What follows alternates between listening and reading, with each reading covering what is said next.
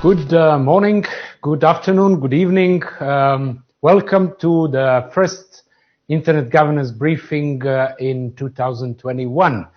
As you can see, we have a little bit of a different concept today, but let me present it. My name is Vladimir Radunovic. I'll be your host, and I greet you from a little bit snowy Belgrade. For those of you that are for the first time here with us at the briefing, maybe a quick mapping that every month, last Tuesday of the month, we actually do a review of digital developments of the previous month and look a little bit ahead into what's coming in the next month. For the first meeting of the year, however, and this is what we are going to do today as well, we actually have a bigger scope. We'll look back at 2020. It's not really easy to look at that year, but we'll try to focus on some digital developments. And we'll try to forecast 2021 through do a number of predictions through exactly 10 keywords, sort of a vocabulary of 2021. 10 keywords, sort of a vocabulary of 2021. We do expect a lot of your inputs and reflections in the meantime, where basically you can use chat to let us know of any comments. My colleague Marco in Geneva will be there to help us with feeding your inputs into the discussion we have. And I'll be accompanied with a number of colleagues, experts from Diplo and the Geneva Internet Platform to cover the key words for 2021. And as you can see, we also did a little bit of a different setup. We had to change the Corona dressing and actually be fully in front of you. But simply Zoom has maybe become a little bit boring, so we're trying to innovate with certain dynamics. So please forgive me and us if we fail in something such as making sure what is my left and right. Let's move on straight to the program of today. As I said, we'll start with reflecting on 2020. We'll then look into 2021. After that, we will have certainly exchange discussion with you, questions and answers and comments. And then we'll look into what are the events coming in February, what the GIP and Diplo will be offering to all of you in February. And finally, don't forget about that, after the global review, we will actually focus on regional updates and developments from different regions around the world to get the feeling of what is happening in digital realm around the world. Let me start with looking back at 2020, or actually not looking back at 2020, it was not the perfect year, but let's see how 2020 developed when it comes to digital developments. It's interesting that in one hand, COVID was certainly the keyword of 2020, but on the other hand, we can probably be a little bit happy with what 2020 brought when it comes to digitalization. Yet it certainly emphasized some of the digital policy issues and brought it to the higher level of geopolitics in a way. Before I pass the floor to my colleague Jovan in Geneva to make a brief reflection on 2020, I want to ask you, all of you, to share your impressions about 2020. You can do it through the chat. What are maybe the keywords, the key developments in 2020 according to you? And soon we'll get back to chat and see how did you see 2020. Let me now move from Belgrade to Geneva and ask the director of Diplo and the GIP, Jovan Kurbalija, to help us with, a brief look back at 2020. Jovan. Hi, Vlada. Good afternoon, whatever. Good to all of you. Morning, evening. It was a really definitely unique year, and unfortunately it has not finished yet, because dynamics of 2020 continues in 2021 with lockdown and other developments. It was a difficult year for predictions, and very few people predicted the coronavirus and these huge changes that happened to our society. But when it comes to digital acted according to the dynamics that existed before. And what 2020 brought to us is basically acceleration of digital developments and further acceleration of the imbalances when it comes to governments and policies. Let me give you a few examples. Usual narrative on digital policy goes between opportunities and risks, what technology brings us and how it endangers society. In 2020, technology has passed the test of relevance for society. It was possible to continue with meetings like this one, to continue teaching and learning, to have supplies. And it was a great stress test for the technological infrastructure worldwide. And it has to be acknowledged and properly appreciated by society.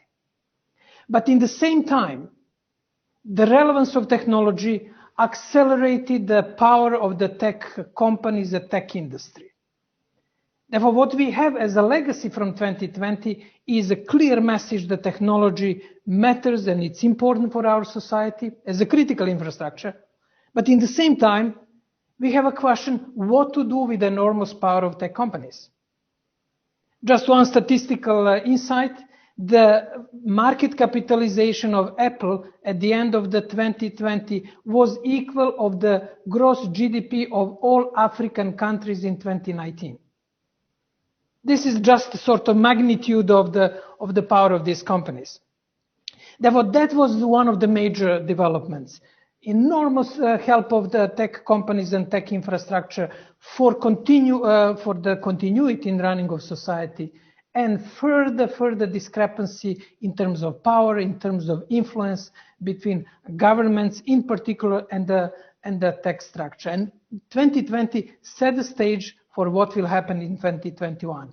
It is basically dynamics between tech industry and governments.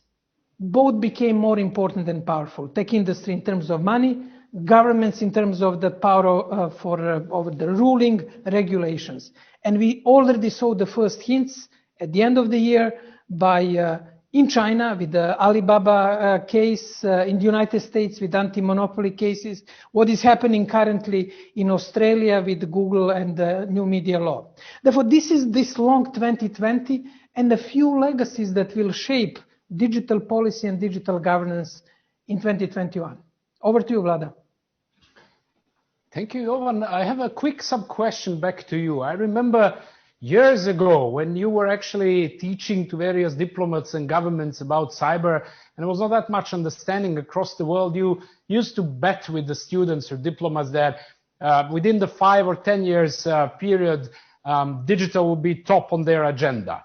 Obviously, 2020 in a way helped this come true. But my question to you is, do you think that actually 2020 will also help smaller governments, smaller states, and generally policymakers around the world, not only the lead countries and lead companies, to understand that digital is among the, let's say, first 3 priorities when it comes to their foreign policy, national policy, and all of that? What is your impression?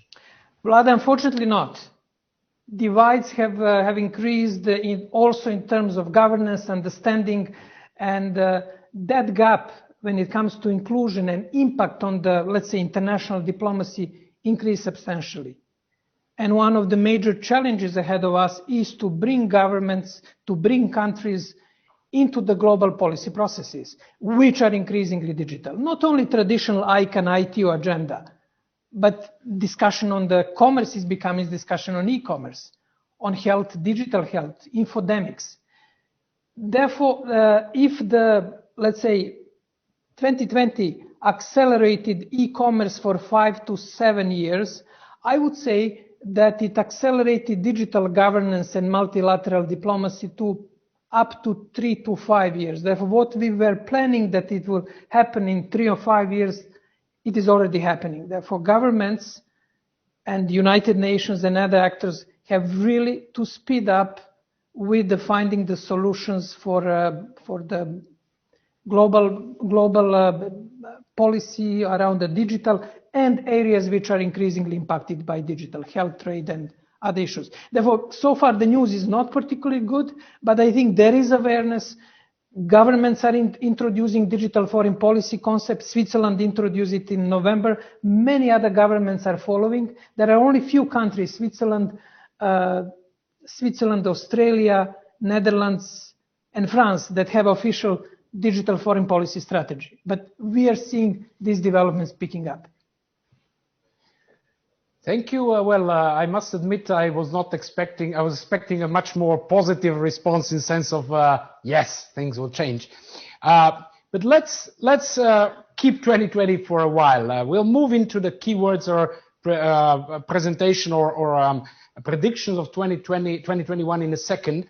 But before that, I wanted to ask my colleague Stephanie, who was actually working on, together with the team, on preparing the predictions. This is something that we do every year, in a way. We look back at previous year and try to do predictions in the next year.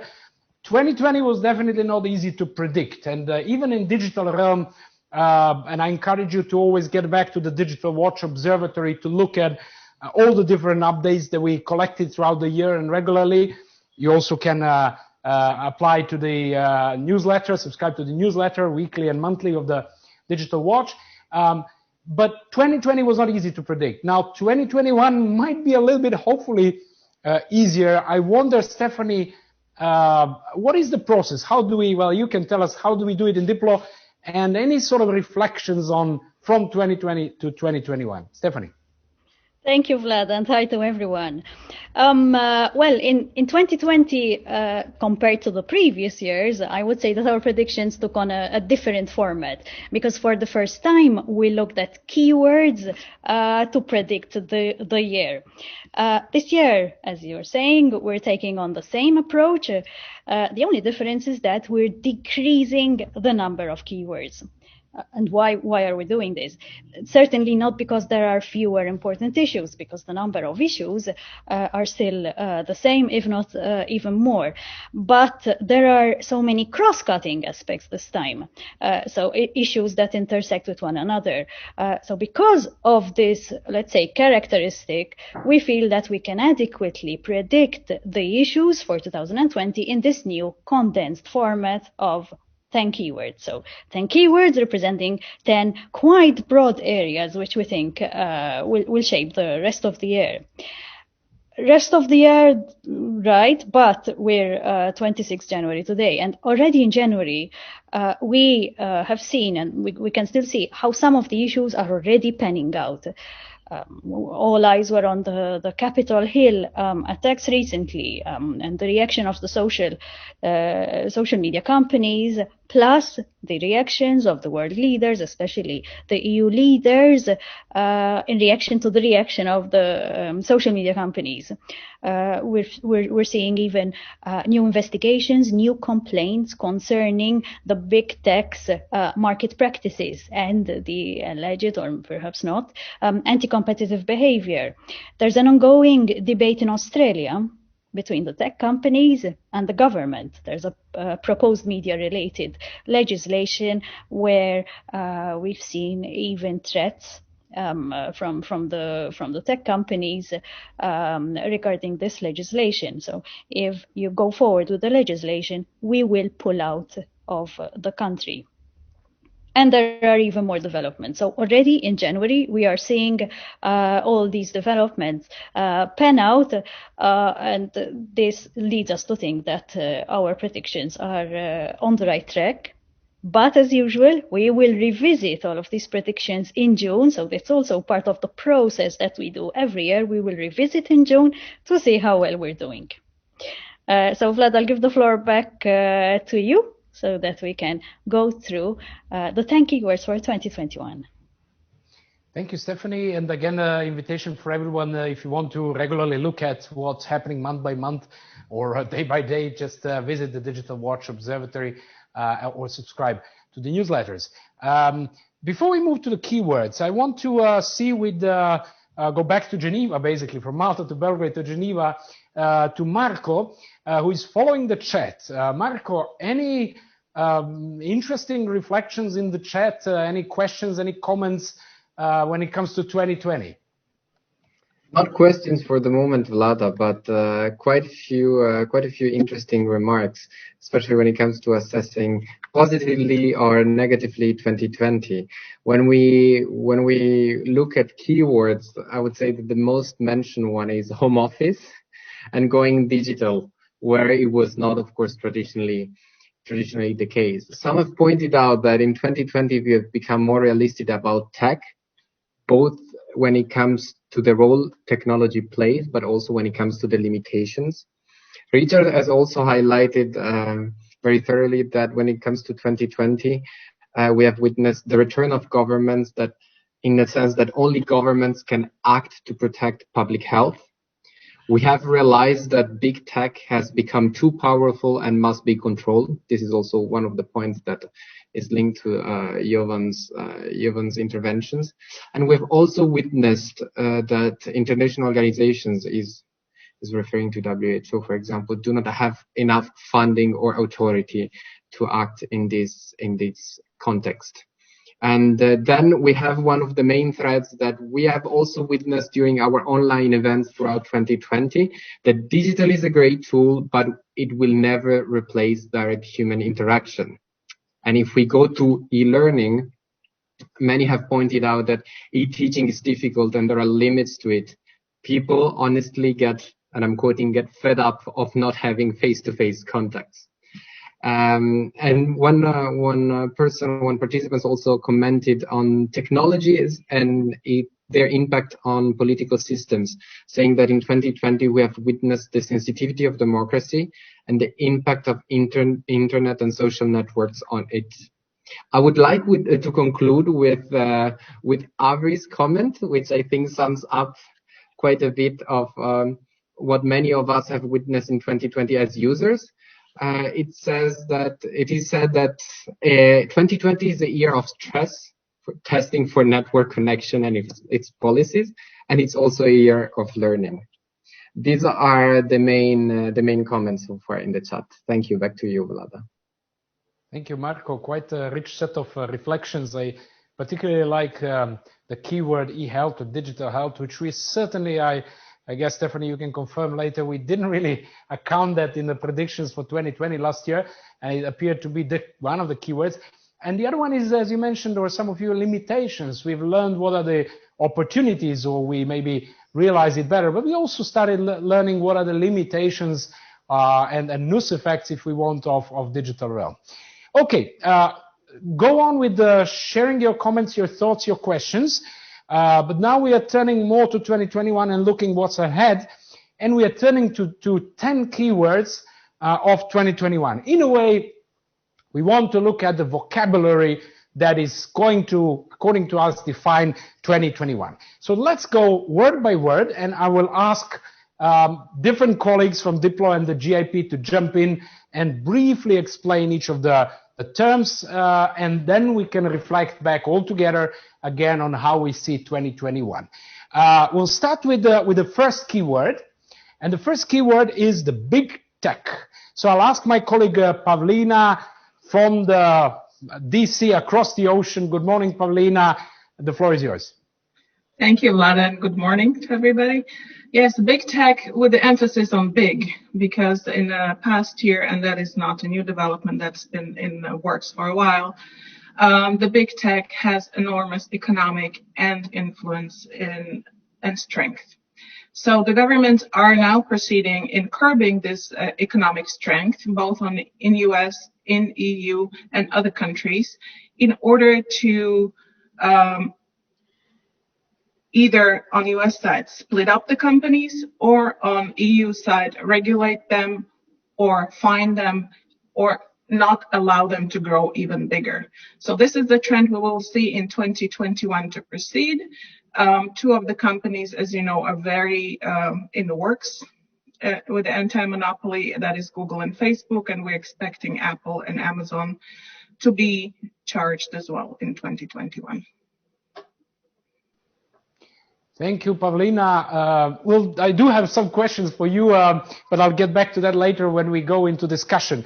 Let's move to the second term, which is cyber norms. Here, I keep the floor, And I'll tell you the secret, this is for the single reason of gender balance. In Diplo, you'll see that for most other comments, it's the ladies which are presenting, and we have to keep some gender balance in Diplo as well. But also cyber norms are dear to my heart. Cyber norms, basically the rules of engagement, will get even more prominent in the next year.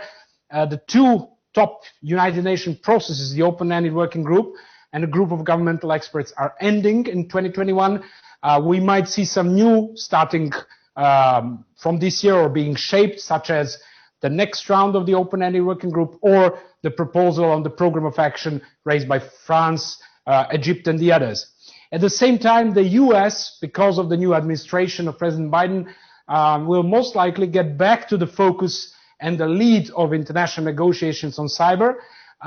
We can also expect quite an interesting or probably innovative response that the US will have to come up with when it comes to the SolarWinds attack, which exploited or opened up many secret documents across the US government, allegedly by Russia, which interestingly might not endanger the relations when it comes to cyber between US and Russia. And we are brave, or at least maybe crazy to say that we expect that maybe the dialogue, the bilateral dialogue on cyber between the US and Russia will restart because of the increasing stakes in the whole game. Lastly, supply chain, one of the sub-keywords of this topic, will definitely dominate on the agenda, and particularly the security of digital products and the whole supply chain. We can discuss more in details afterwards. Let's move to the third word. The third word is the data flows, and I ask back Stephanie to quickly comment on data flows. Stephanie. Thank you, Vlad. Yes, it's back to me. Okay, in 2021, I think we can see two main developments. The first will center on a solution, hopefully a more permanent solution, for the Privacy Shield framework, which was invalidated by the Court of Justice of the EU 2020. The second is more of a continuation of what we've been seeing in previous years, this, let's say, polarized discussion between, or rather negotiations between countries who favor the free flow of data and countries who would rather see local data housed within their own borders. So the countries favoring free flow of data and the countries favoring localization rules. So in 2021, we expect these two main developments. And going back to the first one, the updates to the Privacy Shield, for the Privacy Framework to be developed, it did take some time. So if a more permanent solution is not developed in 2021, but at least we will see definitely some good building blocks by the end of the year. Back to you, Vlado. Thank you, Steph. Let's move on. The next keyword is future of work, and I pass the floor now to my colleague Natasha. Natasha. Thank you, Vlada. So future of work is another development that we will be seeing a great deal of, and it has arrived sooner than expected. In recent years, the discussions have focused on two principal points. First was the impact of emerging technologies, namely artificial intelligence and automation on the job market. And the second was the status of platform workers, in other words, individuals like taxi drivers or those that deliver foods and supplies that we order through our apps. The pandemic and the overnight transition to remote work has also added a third layer of complexity, which is how the job sector will adjust to this new normal. Forecasts show that online work, or at least some hybrid form, will remain.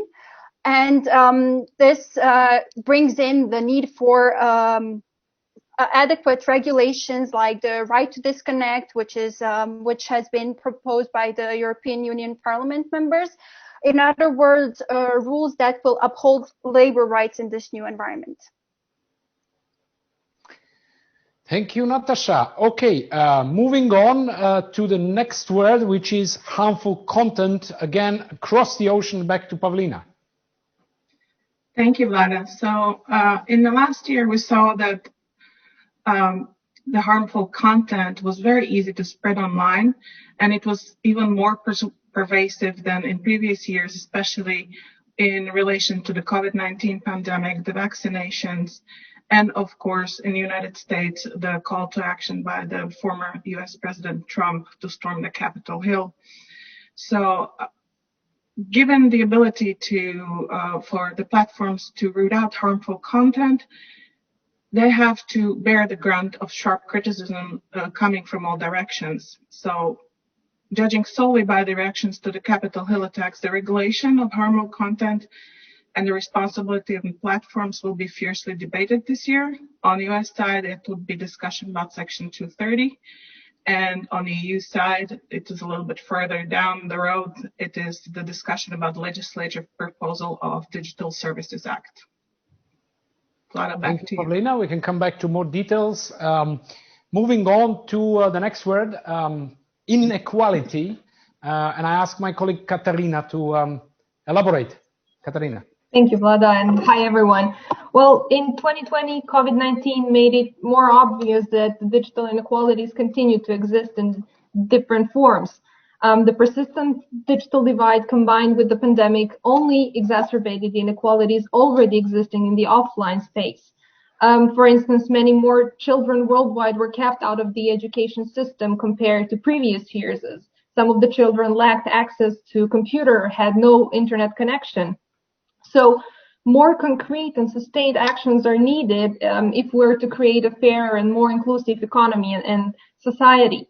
Beyond accelerating rollout infrastructure in remote areas, there need to be more efforts, and they need to be more dedicated to addressing issues such as affordability, digital skills, and equal opportunities for everyone. An additional challenge to all stakeholders will also be seeking innovative funding models to efficiently and effectively fund such efforts. So over to you, Vlada. Thank you, Katarina. Very important topic. Moving on to probably one of the more complex terms, which is actually three-part word. As you can see, interdependence or independence, or let's see, or dependence. And I pass the floor to another Katarina, somewhere in Germany. Katarina. Yes, from Berlin. So following inequality, let us talk about independence and interdependence, two words that we think will be very crucial in understanding 2021. So there are clear signs of independence and sovereignty coming to the forefront. There's an ongoing trade war between the US and China, and therefore a battle for market stakes. Countries and regions declare tech supremacy or aim for tech supremacy, and there's this quest for power. We've seen states engage in strategic cyber warfare in order to disrupt other countries. So all of this very strongly points in this direction of independence and primacy for sovereignty. There are some things that we can kind of locate in between independence and interdependence. So we've seen suggestions for a trade alliance between the US and the EU, for example, as well as some other suggestions for alliances that build very much on this idea of like-mindedness between countries. On the other end of the spectrum, so going to interdependence, there are shared values of connectedness and global cooperation that we've seen very much emphasized in the report by the UN Secretary General's high-level panel on digital cooperation. Sovereignty of states remains untouched, but the idea here is that the benefits of technology, the so-called digital dividends, are shared and enjoyed by everyone. For 2021, I think the main challenge is how to navigate this, how to steer the discussion towards interdependence and to really build on the UN Secretary General's roadmap in terms of implementing this vision of interdependence. Thank you, Katerina. Moving on to standards, and we are flying to Strasbourg, Marilia. Thank you, Vlada. Standards have acquired significant presence in the media recently. They are commonly accepted benchmarks and they guide the production of technical products, they define processes. They have been very important in fields such as aviation, health, and environment. On digital issues that are currently very important standards being developed, such as standards for artificial intelligence and ethics, Internet of Things, cloud computing, and so on. However, what has been calling attention in 2020 is the increasing participation of China as an actor in international standards bodies. They have participated tabling proposals, taking leadership roles, and particularly there is a proposal from China of creating a new system for IP, which would change the architecture of the internet, that is creating concern, because some are arguing that this could lead to more control over internet traffic, opening opportunities for surveillance, for instance, and could further down the line lead to a fragmentation of the global architecture of the internet. So we predict that in the year to come, standardization will be even more in the spotlight, and the geopolitical dimension of standardization will increase. Over to you, Vlada. Thank you, Marilia. Moving to the word number 9, called taxation, and we're flying back to Malta. Stephanie. Thanks, Vlada. Yeah, taxation, another issue connected to the big tech that we mentioned at the beginning, but also a point of contention among a few countries. So in 2021, we expect a few developments. That is, the OECD is expected to finalize the work on new digital tax rules by the middle of the year. It should have finalized its work by the end of 2020, but it pushed the deadline forward. And the EU also seems determined to implement some form of digital taxation sooner rather than later. We've seen the EU officials have said many times that they want to go forward with an EU tax if a global solution is not found. So these are the two, let's say, main developments that we can expect, but obviously they are very much interlinked. Vlado, back to you. Thank you, Steph. And the last one, probably the toughest one, or maybe the darkest one, trade wars, something that we've got used to some extent. And back to Strasbourg, Marilia. Well, 2020 was a very difficult year in the US-China relations. The trade wars have been very much in the spotlight, and we saw that the trade wars that have dominated other areas of trade, they have in 2020 migrated to digital technologies. We saw several bans and restrictions in the operations of Huawei in the US, and then the controversy moved on to WeChat and TikTok and other platforms. What we predict in 2021 is that the Biden administration will bring some change in rhetoric.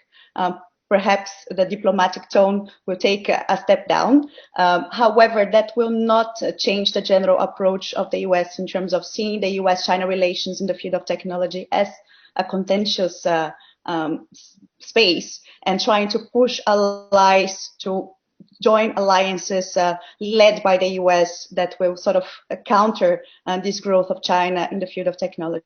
Some examples have already been mentioned here. The EU has just recently published a document calling the US to enter into dialogue in several areas such as standardization and trade. And there are initiatives as well to build a technology alliance based on the democratic countries to try to enhance leadership in the area of technology as well. And there are proposals coming from the US as well to create a digital trade zone. What we question is if this approach will be the most correct one to try to counter the growth of China, or to try to constructively build with China as an actor in international relations, and one that hardly can be contained out in the field of digital technology. And let's not forget, just a final note, that 2021 will be a very important year as well for trade negotiations in the WTO. Very likely the ministerial will take place, and there has been a communication coming from the co-conveners of the e-commerce negotiations that they do want to make progress very fast before the ministerial, and these negotiations are covering issues such as digital trade flows and cybersecurity, privacy, spam, and other issues that we have been discussing in internet governance circles. Thank you. Over to you, Vlada.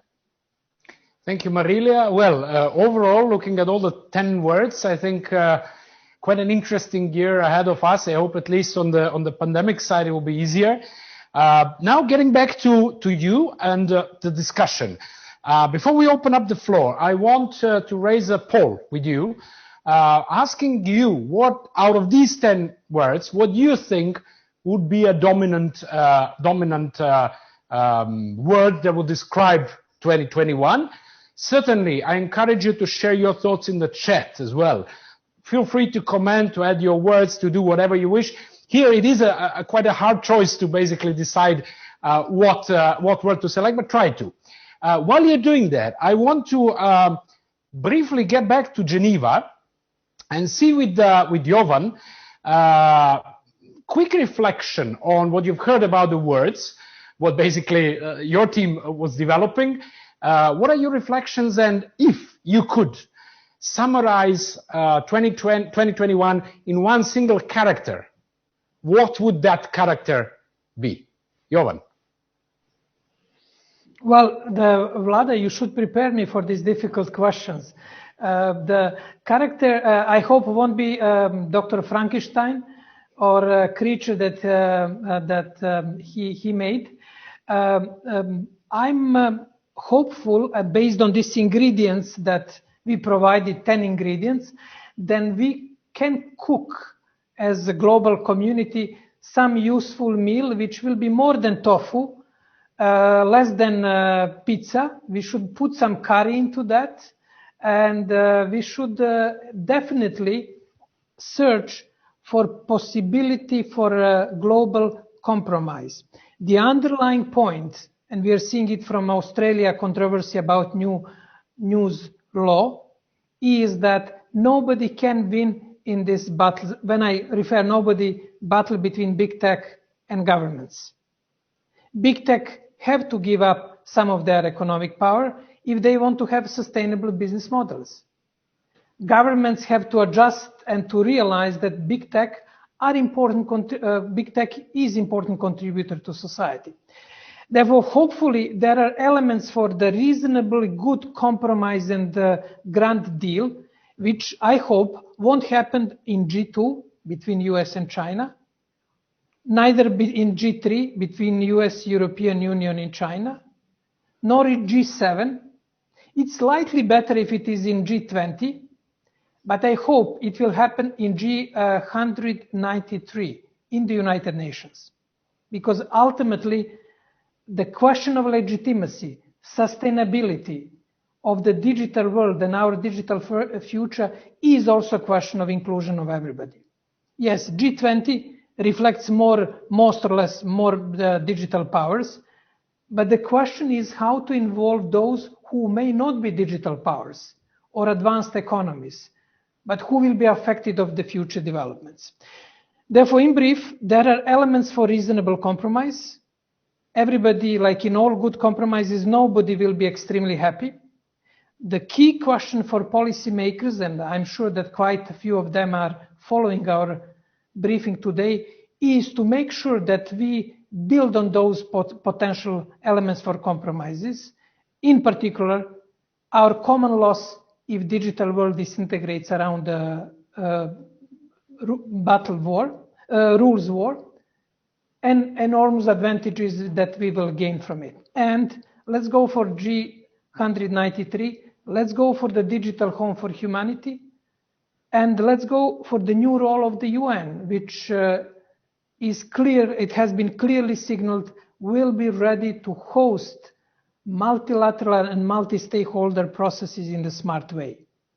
And we hope that with the new tech envoy, the new dynamics in the UN will take more prominent role and more leadership in shaping this global deal in the 2021. Over to you. I'm more optimistic now, you see. That was my impression I wanted to share. And I think the background that you share with all the flags in front of the UN Geneva is quite depicting. It is interesting when you mentioned the UN envoy that actually it comes from the UN body in a way, so that might also impact or help the UN to move on. We'll get back to those discussions, but I want to stay in Geneva and actually ask Marco now to summarize. I don't see the chat in front of me, but I see messages popping up. So I guess there are some quite some comments and questions and thoughts. So Marco, over to you to summarize what we have seen in the chat. Thank you, Vlada. Exactly. There has been a rich discussion and bits and pieces there, especially reacting on the comments on each keyword. But I would like to highlight 2 or 3 points mainly that can be, of course, expanded further by the speakers. One is by Richard. He usefully pointed out that Biden issued a Buy American executive order, which requires the US government to purchase US-made products and services.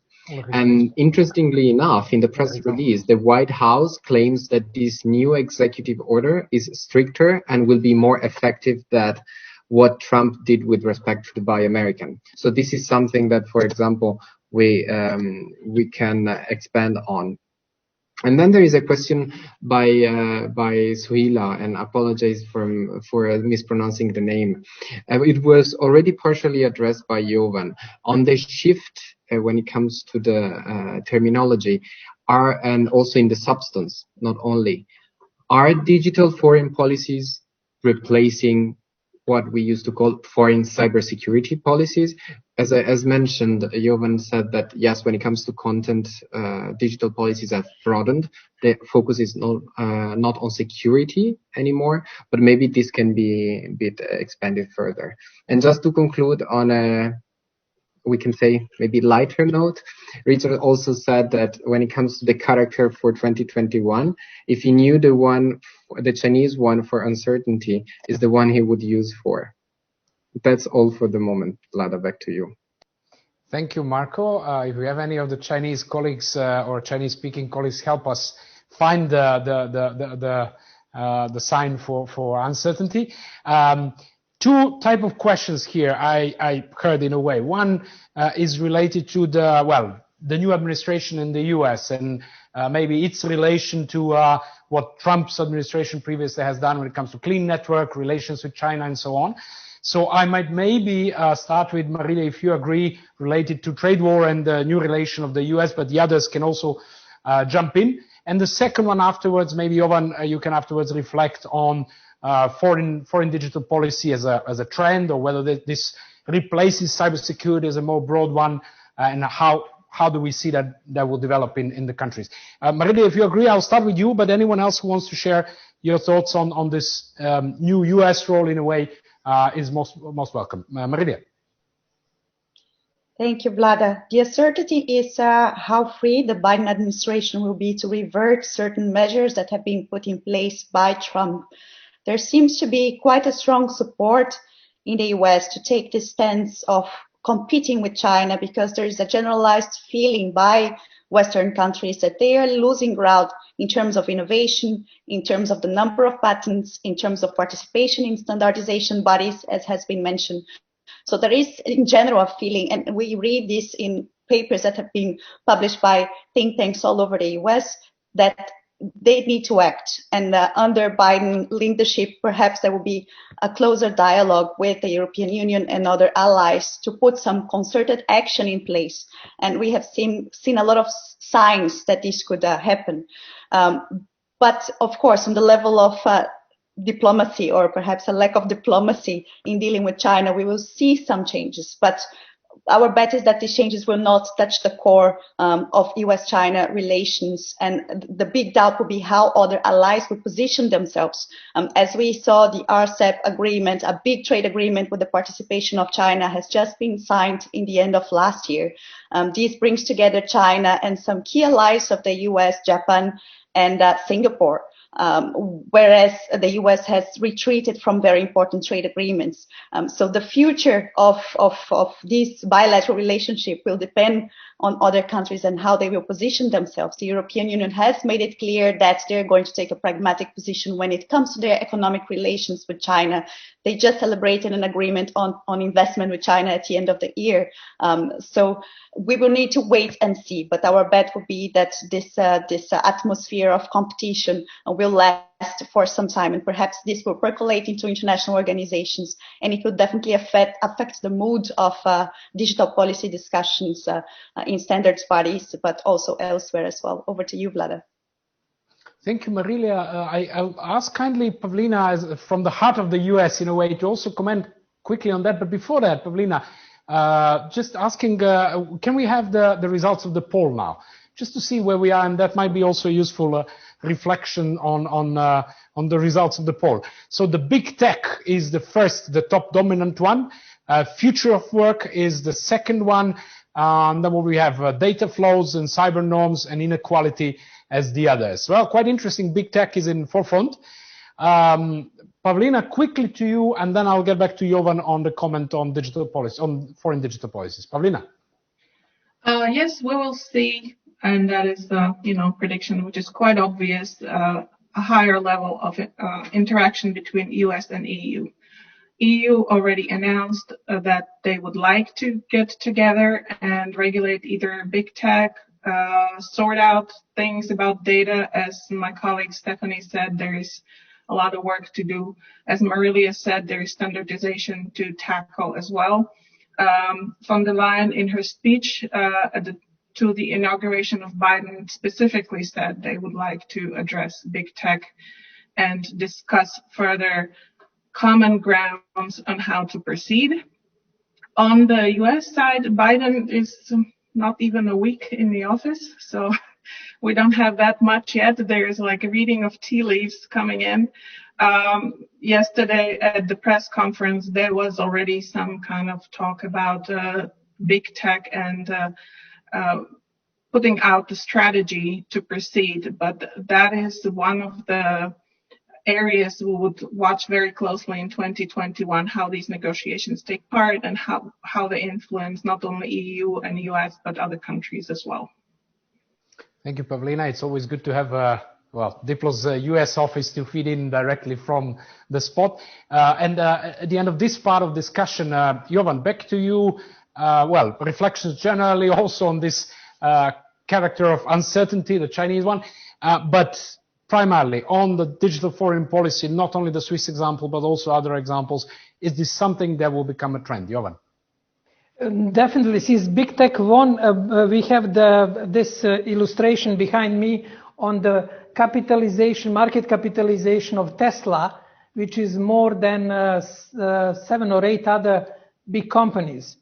And for those of you who know the importance of car industry, for example, for Germany or for Japan, we'll see how relevant it is becoming, not only as economic issue, but I would say issue of national self-realization or reflection. Therefore, digital issues are becoming big time into the mainstream. How are countries reacting?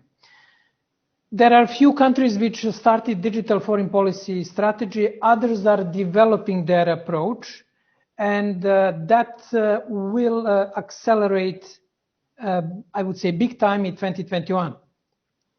Now, the major issue which we will have to wait for Biden administration to settle in is how it's going to reconcile its push for multilateralism and clear message that it wants to revitalize multilateralism on one hand, and on the other hand, the question that it will be difficult to achieve multilateralism in digital realm, at least based on consistent signals that we are getting from the think tank community in the United States. We analyzed 5 proposals. All of them have a clear message. Let us contain China. This is the key message. And let's gather all like-minded countries around tech alliance, around digital realism, trade zone, and this. That will be the major challenge, because I don't see how Biden administration can revitalize multilateralism without having also multilateral and multi-stakeholder coverage of digital issues. That will be really inbuilt tension, and for those colleagues from the US academia or global academia, that will be important to have one piece of paper in the coming weeks to help thinking in the US administration around this tension which will be emerging. Therefore, governments are preparing for it. What we can expect that, for example, on data flows, they will decompose or deconstruct the notion of data with probably parking personal data on one side and having focus on industrial data, especially as the way to support supply chains.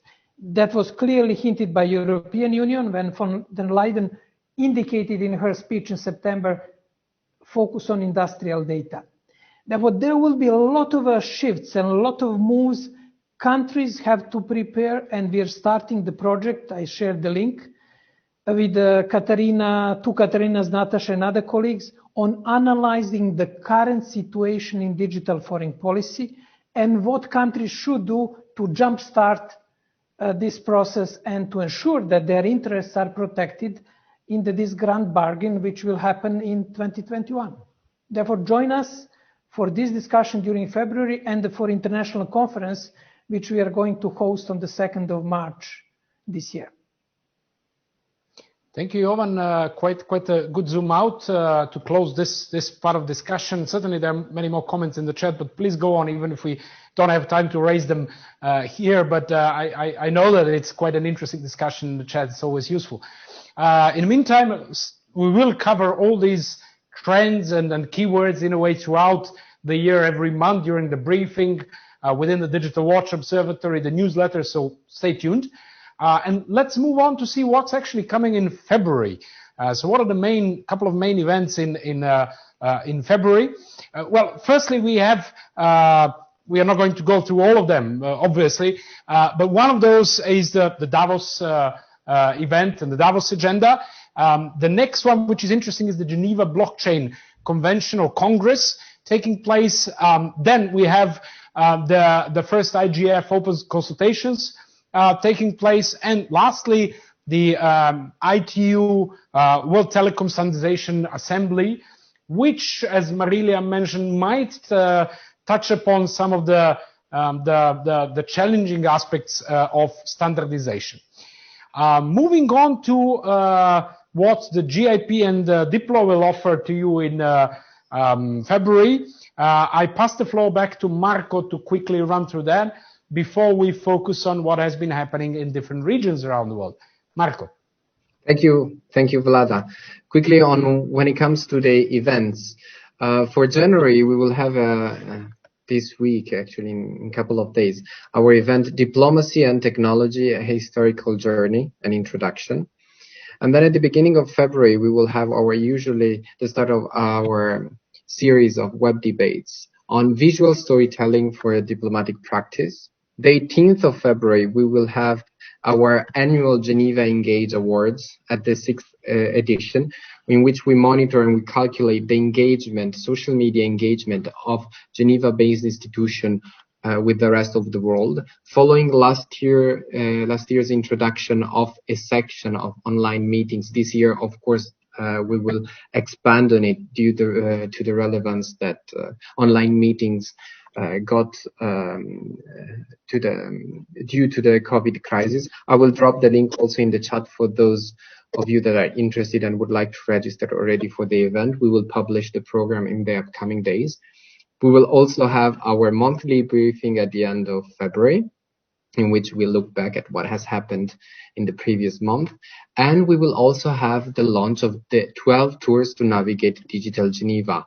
Many of you have seen it that at the end of November, we have launched the Geneva Digital Atlas, an in-depth mapping of digital actors and processes in Geneva.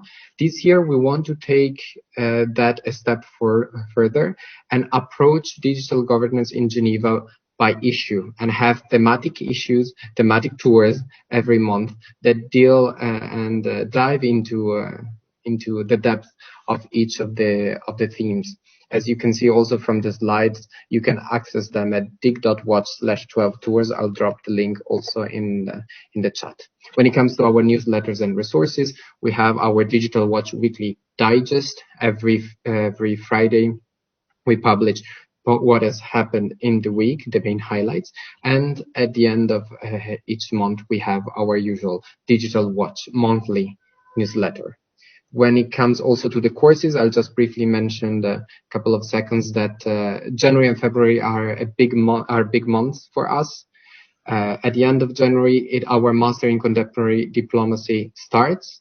And at the end of February, we launch about 8 to 10 courses on public diplomacy, humanitarian diplomacy, intro to internet governance, and more that you can visit on the Diplo website, in particular the course catalog.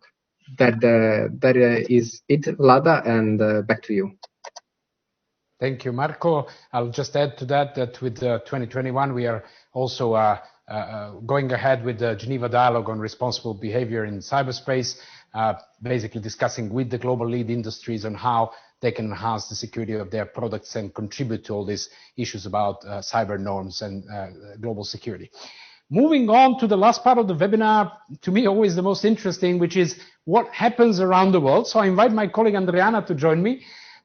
Since we are locked a little bit in homes and we can't still travel, we'll try to give you a bit of a snapshot of travels and, trying to tell you what is actually happening when it comes to digital policies around the world. Andriana, I leave the space to you.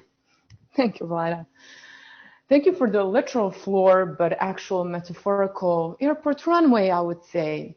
Vlada has taken you to Serbia, so domestic flights and also international flights and then transatlantic flights, but we still have 4 more destinations, so keep tuned. We will first go to India, where we have Amrita Chowdhury. Amrita will give us updates from the Asian region.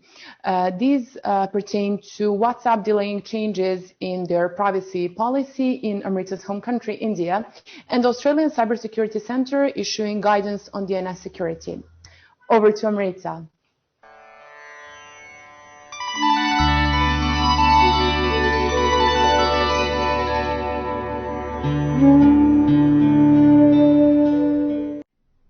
Welcome to the first regional update from Asia for 2021.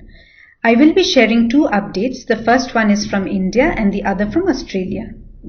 On January 4th, WhatsApp announced that it will make it mandatory for all its users to share data with its parent company, Facebook, without any opt-out provision. This triggered an outrage, especially in India, its largest market.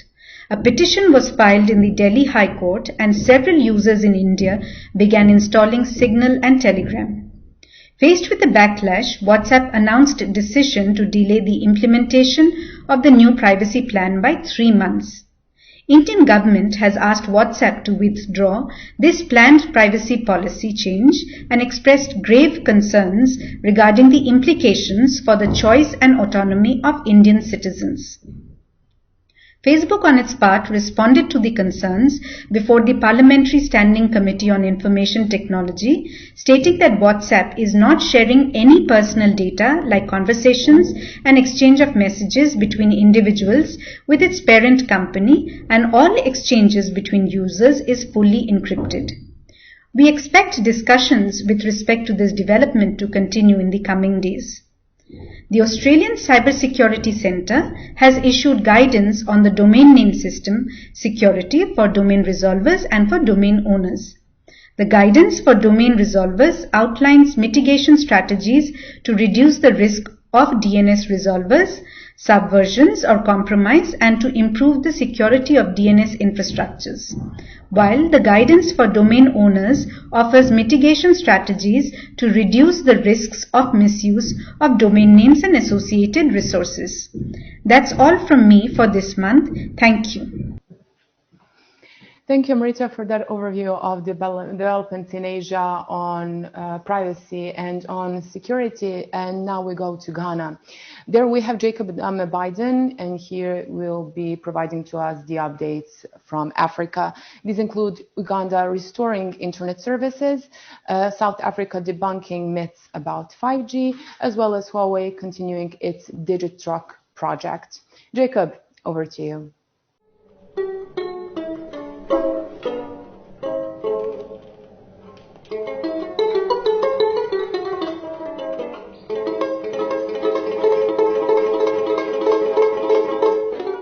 Hello, this is Jacob Odame Badin, and I bring you the Digital Policy Development Update for Africa for January 2021. We commence with Uganda, where the government of Uganda have restored internet services in the country after the presidential and parliamentary elections. It will be recalled that just hours before the election, the government, through the Uganda Communications Commission, suspended internet services in the country, justifying it by saying that it powers social media websites that generates fake news, and that would be a threat to the security of the elections in the country. This position has, however, been debunked by the opposition as well as activists, with the view that it's an attempt by the government to rig the election and also to stifle freedom of expression in the country. I now take you also to South Africa, where the communications minister, the Minister for Communications and Digital Technologies, have issued a statement condemning the burning and destruction of cell phone towers in the country. Now, the reason is that there is this myth in South Africa linking COVID-19 with 5G technology. But the government has said that the World Health Organization has come out clearly to say that there is no such linkage, and that conspiracy theory is a pure myth, and so it should not be followed. The government has also said that it's actually finalizing a draft policy for 5G rollout, which will be available for the public to get consultation from them. Now, I also take you finally to Kenya, where Huawei has extended the Digital Track program for the second year in Kenya to promote digital skills and workforce development through public-private partnership. Now, the aim of the program is to bridge the digital divide and reduce the constraints to digital participation in marginalized communities. The program has several partners, including the National Youth Council, UNESCO, GSMA, and Safaricom. The program's content itself includes a 20 to 40-hour course on different topics, including e-waste management, online safety, smartphone and the internet, spreadsheets, and presentation software. Thank you. Thank you, Jacob. And now we have Wanda Perez in the Dominican Republic with updates from the Caribbean region. Wanda will update us about plans for a digital identity system in Barbados, the program to widen internet coverage in Haiti, and the business hub, which was started by Digicel. Wanda, over to you.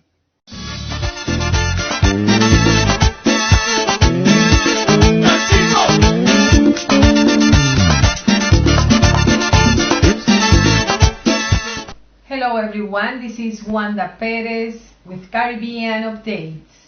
Last September, the Barbados government signed an agreement with Productive Business Solutions, PBS, signaling the start of what is called the Barbados Digital ID and National ID Card Replacement Project. PBS is the supplier of software, ID cards, printers, and professional services for this project. This month, the Prime Minister, Mia Mottley, said, "We want to move as far as possible to a cashless society because cash itself has become a medium for the virus." On the other hand, thanks to a World Bank grant of US $60 million that has led to the rollout of fiber optic cables, the government of Haiti has embarked on a digital program to give broadband access to 2.7 million people across the country over the next 5 years. Haitians will have access to faster, cheaper internet access, digital training for residents and businesses, critical communication systems, databases, high-speed internet service for public institutions, as well as the financing of intergovernmental network services. And finally, Digicel launched its Business Hub, an affordable all-in-one solution that provides small and medium Jamaican businesses with internet access, network local area network and Wi-Fi, mobile phone, mobility for remote working, smart office phones, apps and software solutions, and professional and managed services. As you can notice, public and private projects are aligned with a tendency in our region to speed up the delivery of digital solutions, trying to lessen the disruption caused by COVID-19 pandemic. This is all. Thank you very much. At the end, we will hear from Hanan Boujemi, who is in Morocco, with updates from the Middle East and North Africa. Hanan will inform us about cybersecurity issues, cybercriminals targeting internet users in Saudi Arabia with fraudulent information about COVID vaccines, and WhatsApp users in United Arab Emirates shifting to Signal and/or Telegram. Over to Hanan.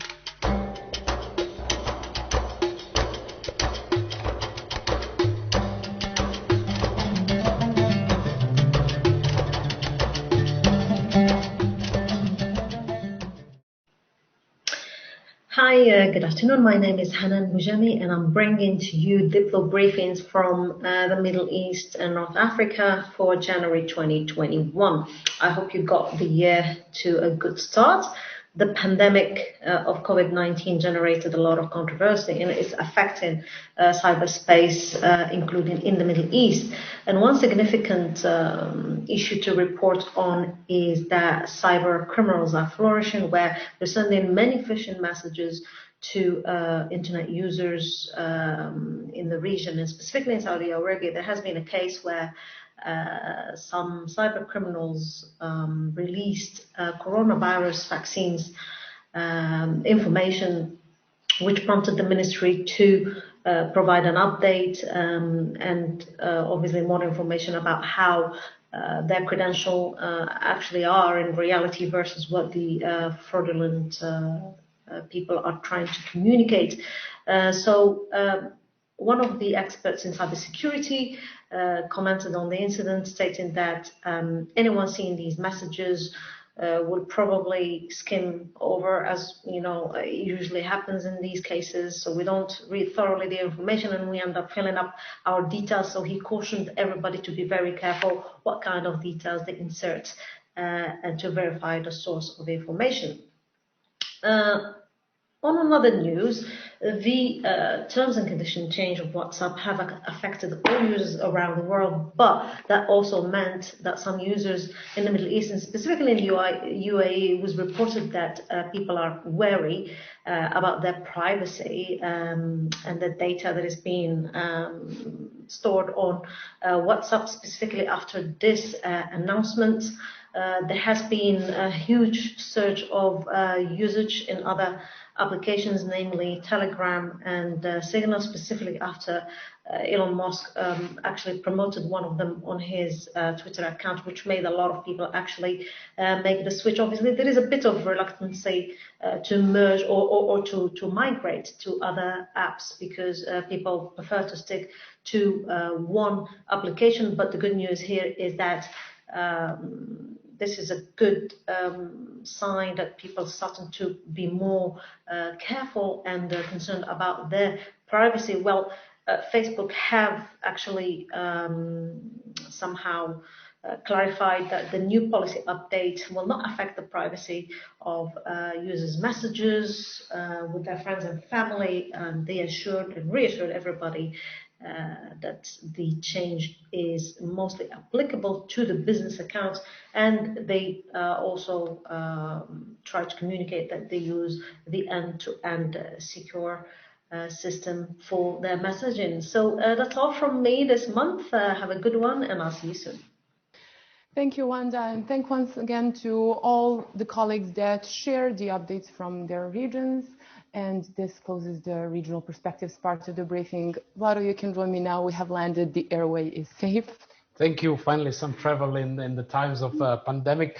Thank you all for joining us today. One final reminder. This month's Geneva Digital Watch newsletter will be available in the next few days on the Digital Watch Observatory. So make sure that you download it, subscribe certainly to the weekly and monthly newsletter. It helps a good morning coffee reading of what has happened in the previous months and weeks.